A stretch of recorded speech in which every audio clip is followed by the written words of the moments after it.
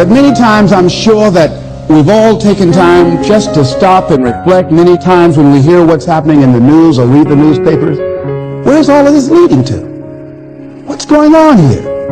And so I think that now more than ever, we must begin to look at what are the things that we can do that would put us on some firm footing in life, that will enable us to do some things and use some powers that we have, that many of us go through life never ever discovering that we have those things going for us.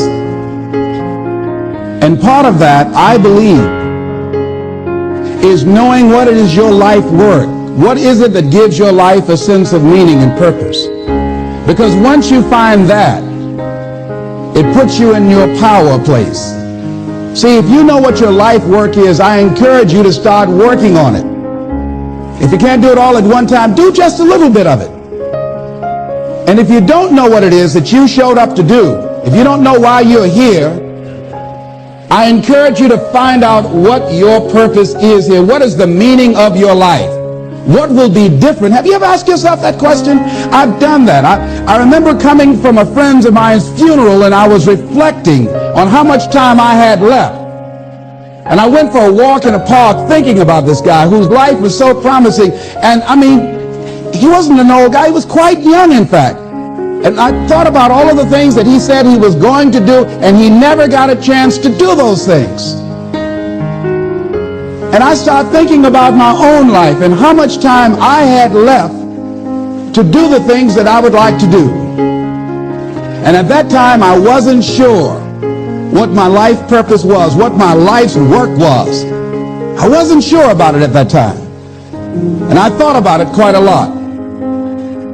I had some idea, but I wasn't convinced. That I don't think I felt worthy. I didn't believe that it could be me to do this kind of work that I'm doing right now. And I say to you that if you begin to take a conscious effort to find out what it is that you're supposed to do, I say that it can literally save your life. I said that it can literally save your life. 85% of the American public, according to recent studies, are going to jobs that they hate, working on jobs that do not challenge them. They get sick thinking about going. Because, see, when you go to a job and you already know how far you can go, you can already see that proverbial glass ceiling. See, when you're going someplace and you already know how much you're going to make, you already know how far you can go, you're in a dead-end position. It erodes your self-esteem. It lowers your sense of yourself. It creates an inner turmoil. It creates an emptiness in you. So I say that your life is worth finding what it is that you're supposed to do. And I'm not saying quit your job. I'm saying find it and do just a little bit of it. Just start working at it just a little bit. But do find out what your work is and hold on to it, and don't let your dream go. Don't let it go. See, and here's something else I want you to begin to look at. Why is it that most people don't pursue their dreams or don't do better than what they're doing if they're capable of doing it? I think that many of us don't go the next step because we don't know what to do yet. And I say that the reason that we don't even explore the possibility of what to do is because subconsciously we don't believe that it can happen for us, and we don't believe that we deserve it. Here's something else. Most people are not living their dreams because of fear, ladies and gentlemen. Fear, limited vision, and lack of self-esteem is what keep most people doing things they don't want to do. That is an illusion that we create in our mind. It is a state of mind that can be changed. So let's look at how we can begin to take some steps to restructure that fear, to begin to expand our visions of ourselves, to begin to increase our self-esteem. Webster said that self-esteem means confidence and satisfaction in oneself. The same reason that people stay in relationships where they're abused or they're unhappy or it's unfulfilling, they can't see themselves beyond that relationship. They can't see themselves enjoying life without that person. They think that this is all that they can do. The same reason that people get stuck at a certain level in life, they can't see things being better for them. And they think that this is it and this is all they deserve. This is all they've ever seen. It's been passed on to them. And they think that this is it for them. Oh no. Look at what Dr. Blanton, Smiley Blanton, who is a colleague of Dr. Norman Vincent Peale, what he said about fear. He said, fear is the most subtle and destructive of all human diseases. Ladies and gentlemen, fear kills dreams. Fear kills hope. Fear put people in the hospital. Fear can age you. Fear, ladies and gentlemen, can hold you back from doing something that you know within yourself that you're capable of doing, but it will paralyze you. And it seemed like you're in a hypnotic spell. And I ask you a question, what is the benefit? What's the benefit of allowing fear to hold you back? What's the benefit of giving up on yourself, of not stepping out on life and taking life on? What is the benefit for you? What's the plus in that? It's one of the things I had to ask myself. So I didn't want to make any mistakes. I wanted everybody to like me. I wanted to be perfect the first time I did something. It's not going to happen. You're going to make some mistakes. You're going to hurt some folks' feelings. You're going to create some enemies whenever you decide that you want to begin to take life on.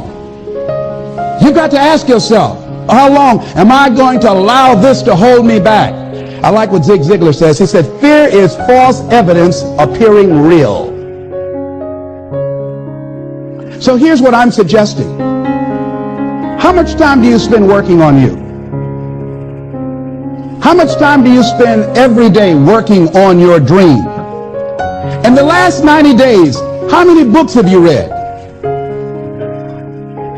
In the last year, what new skill or knowledge have you acquired?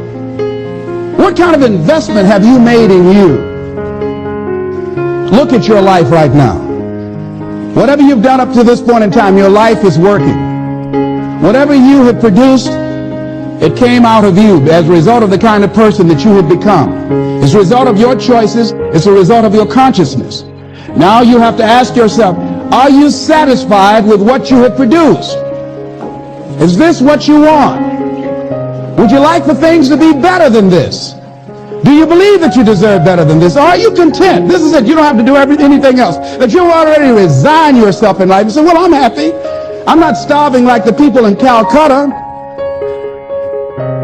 See, I'm saying that as you begin to look at where you want to go, if you want to make it today, and things are changing so fast you have to literally run to stand still, I'm saying that you've got to make some conscious effort to begin to work to develop you. Are you allowing yourself to get off the hook like that? Or do you believe somewhere in the back of your mind or in your heart that there's some other great work for you to do? There's something else that life has for you. And that's why you're here. How do we handle this fear factor?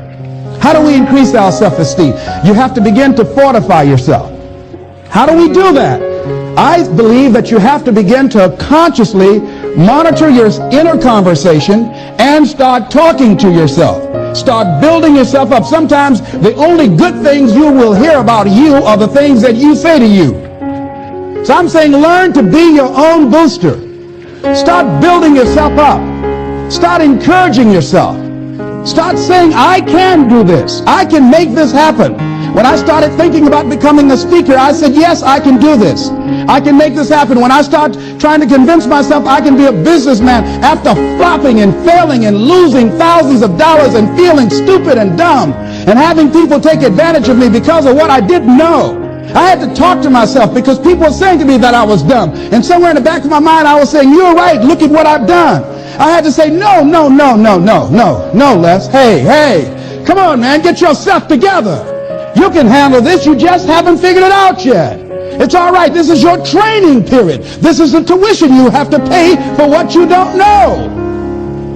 You You can do this. Other people have done it. It doesn't take an Einstein. Get you some people that can teach you some stuff that you don't know. Get you some people that have done it successfully and learn from them. Take some seminars, workshops, read some books on how to manage a business.